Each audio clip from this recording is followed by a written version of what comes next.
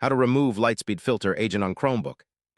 Lightspeed Filter Agent is a software tool used by schools and parents to monitor and restrict the websites you can visit on your Chromebook.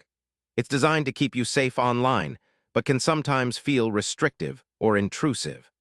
This filter runs in the background and controls your internet access according to rules set by administrators. One key reason you can't simply uninstall Lightspeed Filter Agent is because your Chromebook is managed by an organization. When a device is in managed mode, it means the school or company controls settings and software remotely. This management prevents you from removing apps like Lightspeed to keep the device secure and compliant with their policies. To remove Lightspeed Filter Agent, you need to unenroll the Chromebook from its managed status. This usually requires administrator approval because it involves disabling the management profile. In many cases, a factory reset alone will not remove the filter if the device reconnects to the management server.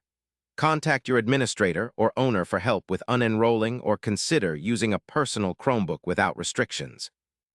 If removing Lightspeed Filter isn't possible, you can try talking to your school or administrator to adjust filter settings or whitelist certain websites.